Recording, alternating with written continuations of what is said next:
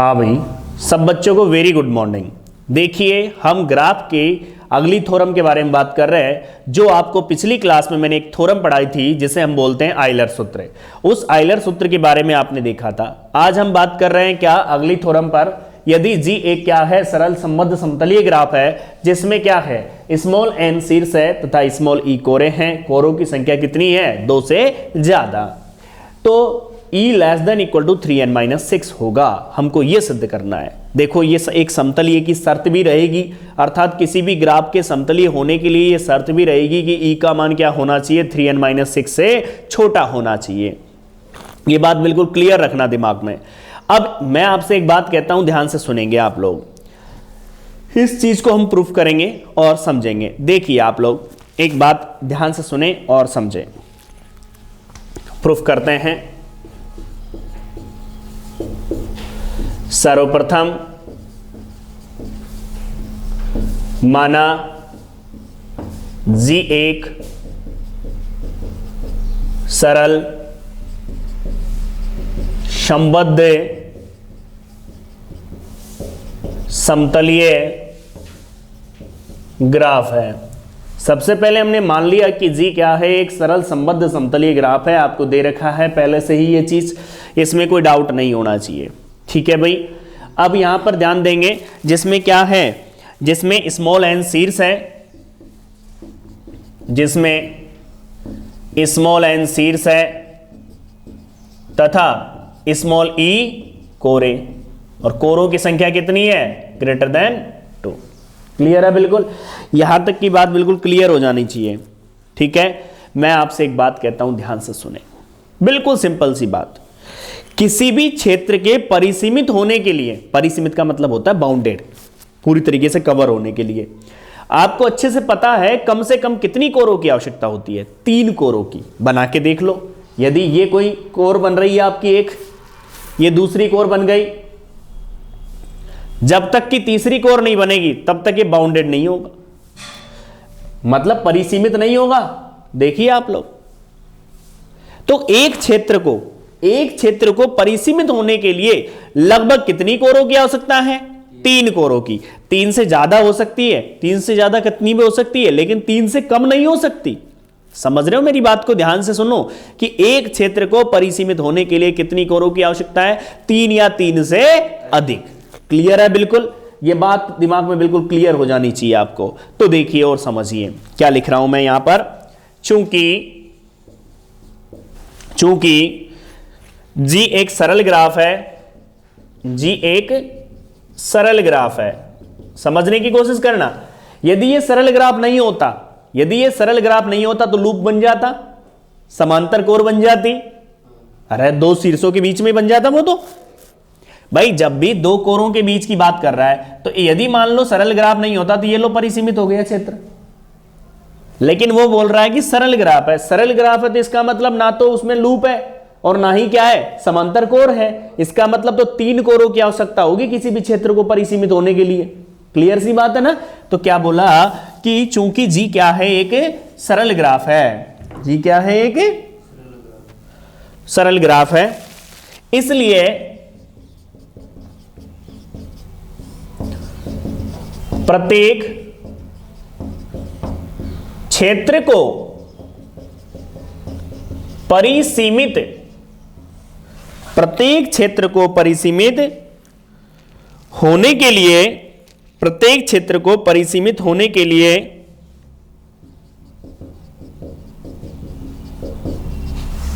कम से कम 3 कोरों की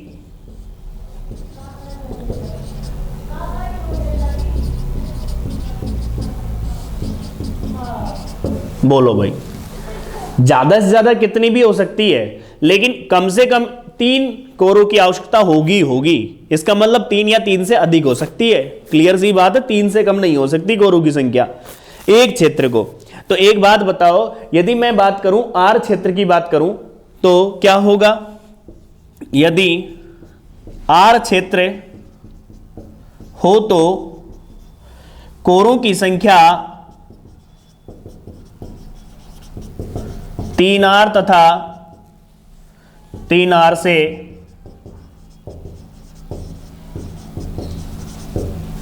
अधिक होगी। एक क्षेत्र के लिए कितनी कोरें चाहिए भाई?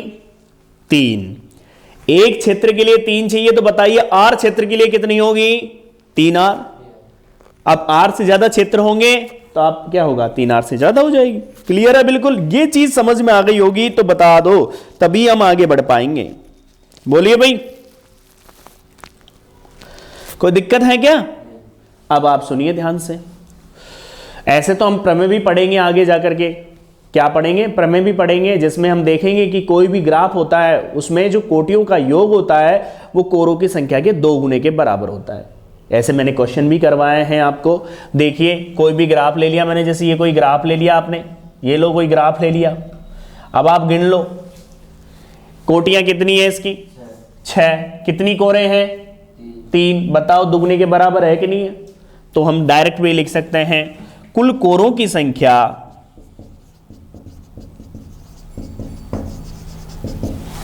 कुल कोरों की संख्या 3R का मान किससे होगा? Less than equal to 2E से।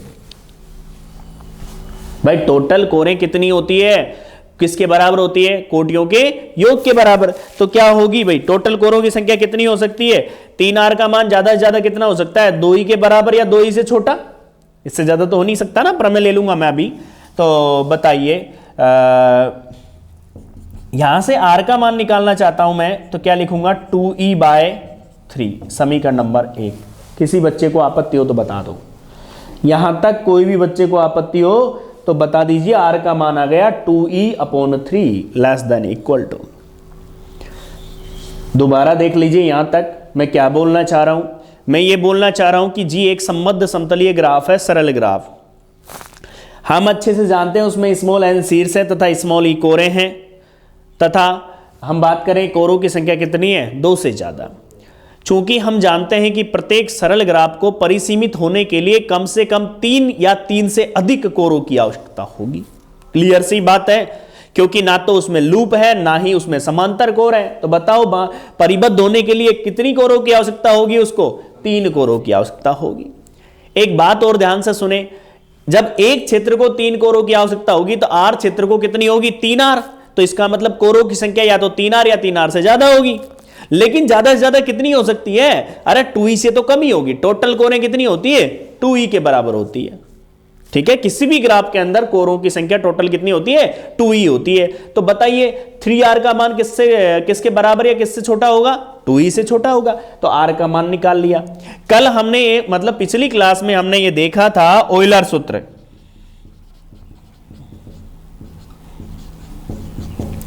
क्या देखा था? n-e+r=2। समीकरण नंबर 2 देखा था नहीं देखा था? बोलिए भाई। ऑयलर सूत्र यही था, n-e+r=2। आप क्या करोगे? इसमें r का मान रख दो और जिधर चिन्ह वो खुद बोल रहा है उधर मुड़ जाएगा। देखिए समीकरण नंबर किसकी बात करूं मैं? 1 का मान समीकरण किस में रखने पर? 2 में रखने पर। जैसे ही मान रखता हूं तो देखिए क्या मिलता है। देखिए n एज अ टीज है, ठीक है, माइनस e एज अ टीज है। यहां पर क्या हो जाएगा? प्लस का चिन्ह 2E/3 greater than equal to 2। भाई जिधर उसका चिन्ह था उधर ले लिया उसने। अब एक बात बताइए आप लोग यहां पर थोड़ा समझते हुए, 3 से क्या कर दो इसको मल्टीप्लाई, तो 3n माइनस के 3e प्लस के 2e greater than equal to 6। कोई दिक्कत है क्या इसमें? सिंपल कैलकुलेशन है बिल्कुल। अब आप देखिए यहां पर इसमें से क्या हुआ? e बच गया ना, 3n minus e greater than equal to 6। e को उधर भेज दिया तो देखो e less than equal to 3n minus 6। यही तो कंडीशन थी आपकी। देखो समतलीय की शर्त यही तो है कि e का मान less than equal to 3n minus 6 होगा, तो जो कि एक समतली की क्या है? शर्त भी है। जब हम कोई क्वेश्चन करेंगे तो हम ये देखेंगे, यदि किसी को कहा जाता है कि बताइए समतलीय होगा कि नहीं होगा, तो हम इस प्रतिबंध को भी सेटिस्फाई कर देंगे तो भी कह देंगे समतलीय होगा। यदि ये प्रतिबंध सेटिस्फाई नहीं होता है तो समतलीय नहीं होगा। समझ रहे हो मेरी बात को मैं क्या बोलना चाह रहा हूं? तो एक और चीज आप यहां पर ध्यान रखो, मैं अभी बता दूंगा कि टोटल कोटियों का योग वो 2e के बराबर होता है। ये सिद्ध भी करेंगे हम कि ग्राफ में कुल कोटियों का योग कोरों की संख्या के 2 गुने के बराबर होता है। यहां पर हम जानते हैं ज्यादा से ज्यादा कोरें कितनी हो सकती है, 2e हो सकती है। ठीक है भाई, ये बात भी आपको दिमाग में रखनी है जिससे हम क्वेश्चन कर पाए। ठीक है भाई, इसे नोट कर लीजिए।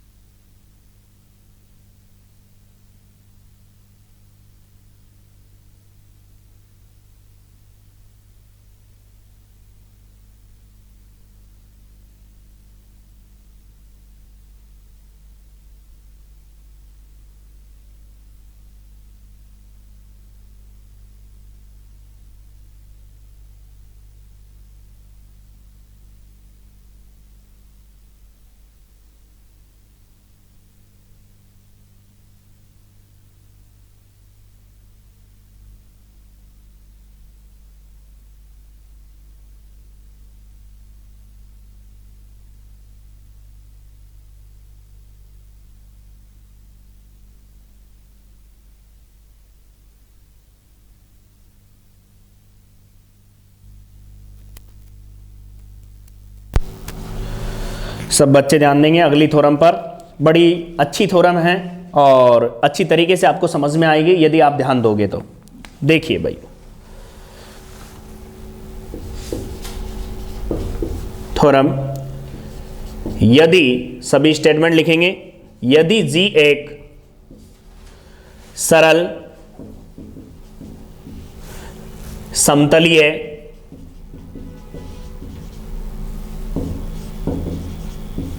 ग्राफ है, यदि जी एक सरल समतलीय ग्राफ है, तब जी में एक शीर्ष स्मॉल v इस प्रकार है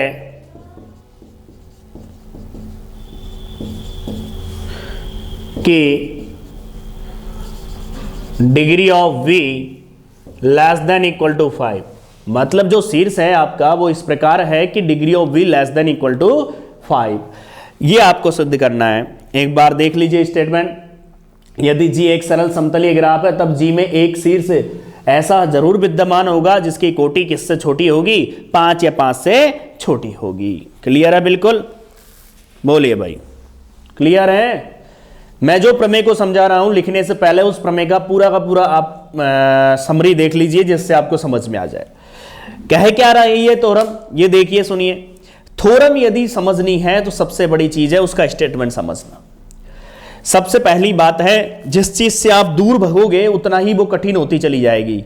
आप फर्स्ट ईयर से लेकर के फाइनल तक काफी थ्योरम पढ़ोगे, ठीक है, और थ्योरम का यही रीजन होता है कि थ्योरम यदि आपको याद करनी है तो आपको स्टेटमेंट समझे, रटना नहीं है। बार बार बोल रहा हूं मैं आपको, समझ के तैयार करनी है तो भूलोगे नहीं।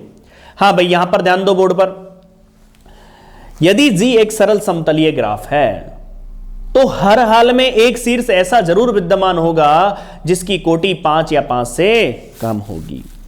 एक शीर्ष जरूर विद्यमान होगा। देखिए मैं बोलता हूं, सर्वप्रथम मैंने मान लिया, देखिए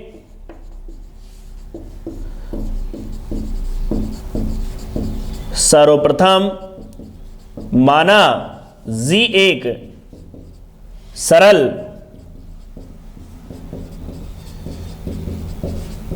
समतलीय ग्राफ है। हमने लेट कर लिया कि g क्या है, एक सरल समतलीय ग्राफ है। सबसे पहली चीज तो यही मान ली हमने कि g क्या है, एक सरल समतलीय ग्राफ है। ये दे रखा है ना अपन को।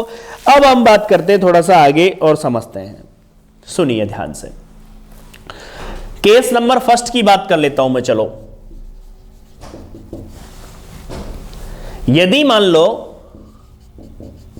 यदि g में केवल एक शीर्ष हो, ओनली एक शीर्ष हो g में, मान लो, देख लेते हैं। एक शीर्ष होगा तो क्या होगा, ये रहा शीर्ष, ये v शीर्ष हो गया। यदि मैं इसकी डिग्री निकालूं, इसकी कोटि निकालूं, डिग्री ऑफ v निकालूं, तो बताओ कितना आएगा, 0,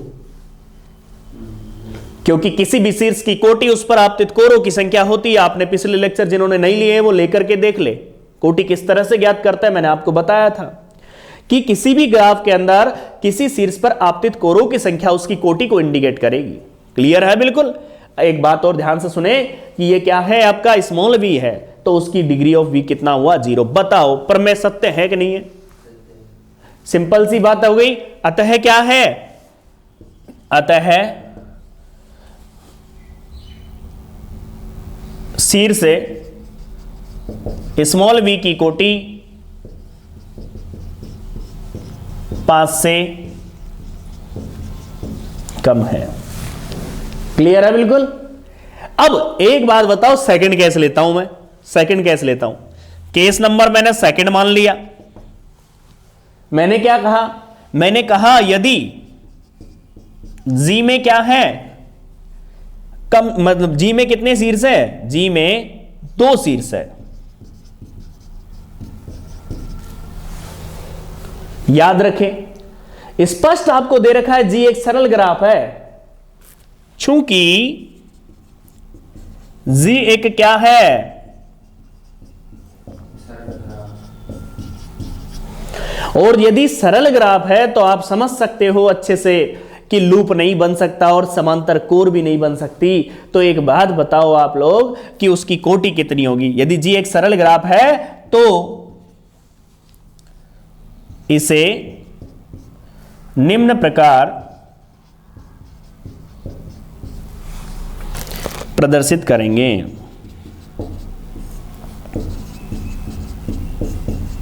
इन्हें, ठीक है भाई। अब ध्यान देंगे आप लोग यहां पर, ये v1 मान लो, ये v2 मान लो, देख सकते हो, क्योंकि 2 शीर्ष होंगे, एक कोर द्वारा जुड़े हुए होंगे, और तो कोई सिचुएशन हो ही नहीं सकती इसमें, क्योंकि मना कर दिया साहब, ना तो समांतर कोर बन सकती ना लूप बन सकता। यदि ये बनते तो कुछ होता। अब बताइए इनकी कोटि याद करूं मैं। तो बताइए इसकी डिग्री ऑफ V1 निकालता हूं मैं तो वो कितना मिलता है 1। बताओ डिग्री ऑफ V2 निकालता हूं तो बताओ कितना मिलता है 5 से कम है कि नहीं है। अतः प्रमेय सत्य है।